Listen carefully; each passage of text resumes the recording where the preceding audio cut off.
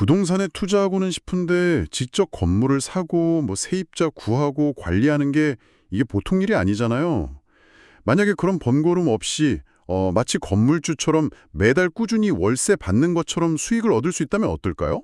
바로 그 아이디어에서 시작한 게 오늘 저희가 살펴볼 리츠, REITs입니다. 리츠는 수많은 투자자들한테서 자금을 모아서요. 대형 쇼핑몰이나 물류창고, 오피스 빌딩 같은 부동산에 대신 투자를 하는 거죠. 그리고 거기서 나오는 임대 수익의 대부분을 투자자에게 배당금으로 돌려주는 그런 회사입니다. 아, 핵심은 배당금이군요. 제가 듣기로는 법적으로 수익의 90% 이상을 주주한테 돌려줘야 한다고 하던데? 그러면 꾸준한 현금 흐름을 원하는 분들한테는 정말 매력적인 선택지가 될 수 있겠네요. 맞습니다. 그래서 오늘은 한 $1,000 정도 자금으로 시작해볼 만한 각기 다른 투자 철학을 가진 세 가지 리츠를 한번 깊이 파고들어 보려고 합니다. 안정적인 월세형 수입부터 미래 성장 가능성까지 어떤 이야기가 숨어 있는지 함께 살펴보시죠. 네, 오늘 우리가 볼 세 회사는 단순히 부동산 분야만 다른 게 아니에요. 각자가 추구하는 가치나 성장 방식이 아주 뚜렷하게 구분이 되거든요. 첫 번째는 연금처럼 꾸준하고 안정적인 수입을 목표로 하는 회사. 두 번째는 시대의 흐름을 타고 폭발적인 성장을 노리는 회사. 그리고 마지막은 거스를 수 없는 사회 구조적 변화의 한가운데서 기회를 찾는 회사입니다. 이들의 이야기를 비교해보시면 어떤 투자가 본인의 목표와 더 잘 맞을지 명확한 그림을 그리실 수 있을 겁니다. 좋습니다. 그럼 첫 번째 이야기부터 시작해보죠. 안정성의 대명사, 리얼티 인컴. 이 회사 별명이 월배당 회사라고 하더라고요. 보통 배당은 분기별로 주는데 매달 준다니.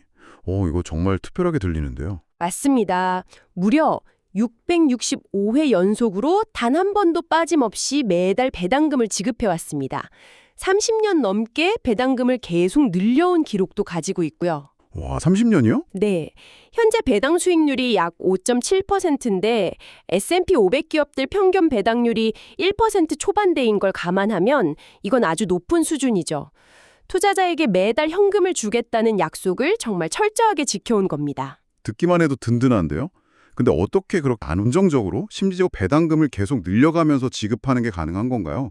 분명히 비결이 있을 텐데요. 그 비결의 핵심, 바로 삼중 순임대라는 아주 독특한 계약 구조에 있습니다. 삼중순임대요? 그게 뭔가요? 보통 상가 임대차 계약하면 건물주가 재산세도 내고 보험료도 내고 건물 유지 보수도 책임지잖아요. 네, 그렇죠. 그런데 이 계약은 그 세 가지, 그러니까 세금, 보험료, 유지 보수비를 전부 임차인이 부담하는 방식입니다. 잠깐만요. 그럼 임차인이 월세뿐만 아니라 건물 운영에 필요한 거의 모든 비용을 다 낸다는 말씀이세요? 바로 그겁니다. 와, 그럼 리얼티 인컴 입장에서는 진짜 관리 부담 없이 순수하게 월세만 딱 챙기는 구조네요. 정확합니다.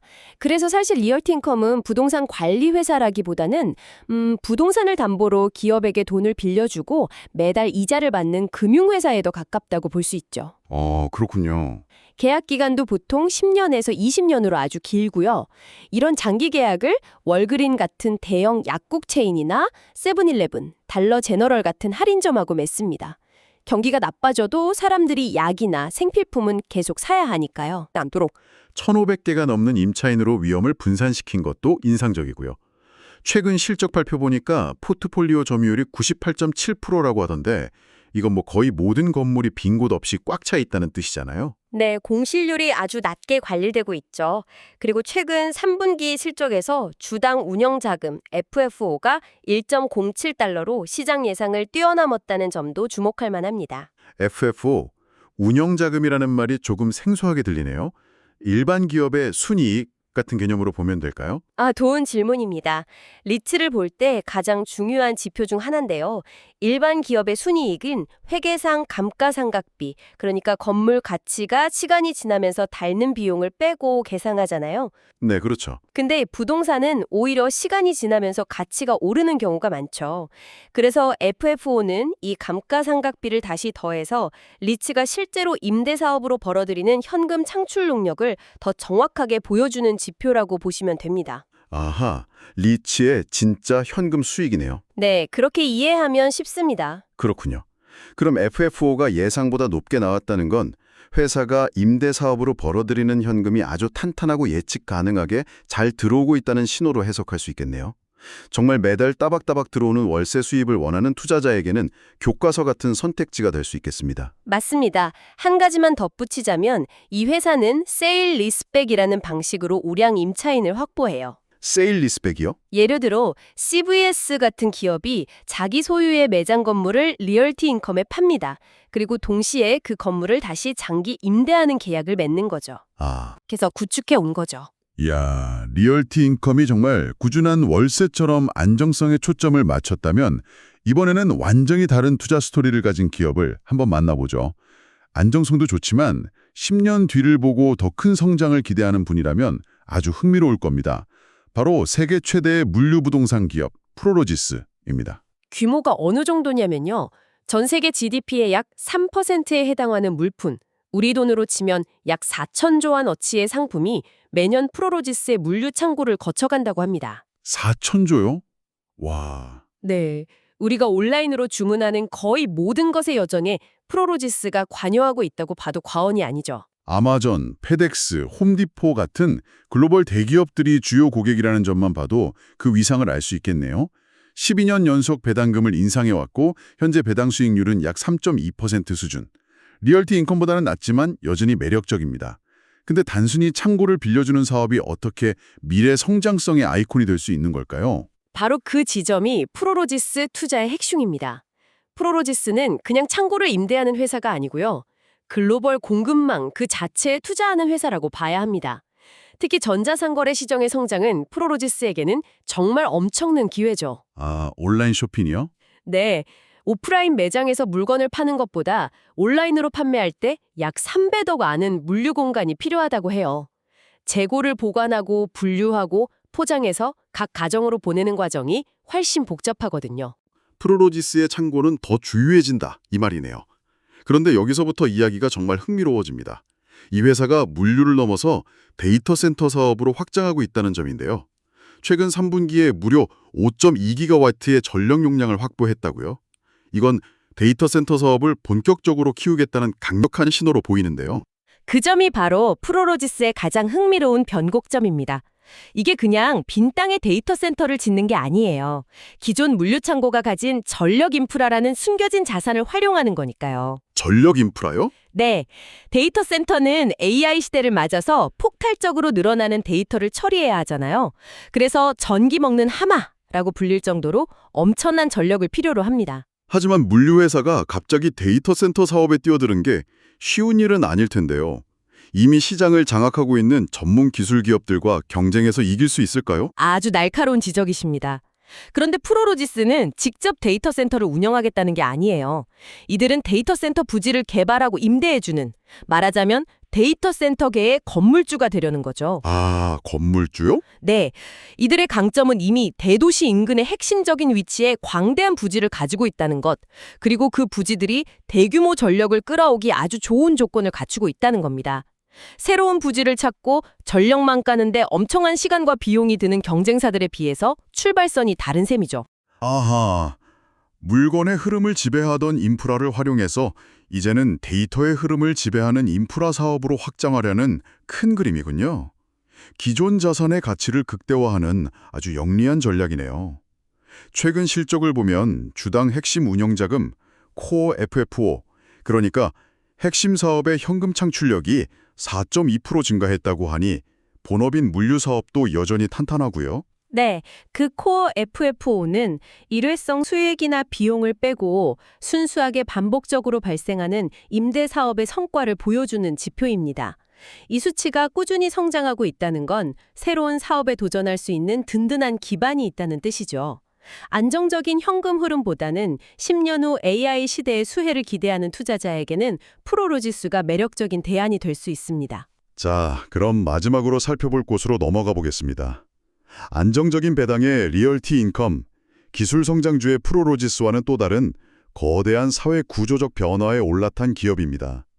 바로 헬스케어 인프라, 특히 노인 주거 시설에 특화된 웰카워입니다. 웰타워의 가장 강력한 성장 동력은 딱 한 단어로 요약할 수 있습니다. 바로 인구 고령화입니다. 인구 고령화요? 네. 이건 단순한 트렌드가 아니라 전 세계가 마주한 거스를 수 없는 거대한 흐름이죠. 기대 수명이 늘면서 노인 인구는 급격히 증가하고 있고 이들을 위한 전문적인 주거 및 의료시설에 대한 수요는 앞으로 폭발적으로 늘어날 수밖에 없습니다. 웰타워는 바로 이 변화의 가장 중심에 서 있는 기업입니다. 단순히 건물을 지어서 병원이나 요양원에 빌려주는 그런 임대업자와는 좀 다르다고 들었습니다. 헬스케어 운영사들과 장기적인 파트너십을 맺고 그 생태계 자체에 깊숙이 통합되어 있다고요? 그렇습니다. 웰타워의 포트폴리오를 보면 아주 흥미로운데요. 아직 활동적인 노년층을 위한 독립생활시설부터 일상생활에 도움이 필요한 분들을 위한 생활보조시설, 그리고 치매 환자 등을 위한 전문적인 기억력 관리시설까지 노년층의 건강 상태와 필요에 따라 아주 세분화된 맞춤형 주거 공간을 제공합니다. 와, 이건 부동산 사업을 넘어서 헬스케어 서비스와 결합된 복합적인 사업 모델인 셈이죠. 최근에는 외래 의료 사업 부문을 매각하고 노인 주거 사업에 더 집중하겠다는 발표를 했더라고요. 이건 자신들의 가장 핵심적인 경쟁력에 모든 자원을 쏟아붓겠다. 이런 전략적인 선택으로 보이네요. 정확합니다. 선택과 집중을 통해 이 분야의 압도적인 1위가 되겠다는 의지를 보여준 거죠. 그리고 그 결과는 실적으로 나타나고 있습니다. 2025년 3분기 실적은 정말 놀라운 수준이에요. 주당 정상화된 운영자금, Normalized FFO, 그러니까 일회성 요인을 뺀 실질적인 현금 수익이 전년 대비 21%나 급증했습니다. 21% 성장이요. 안정적인 리츠 산업에서 보기 드문 엄청난 성장률인데요. 특히 동일 매장 순영업이익 SSNOI가 약 15% 상승했다는 점도 눈에 띕니다. 이 지표는 또 어떤 의미인가요? SSNOI는 Same Store Net Operating Income의 약자인데요.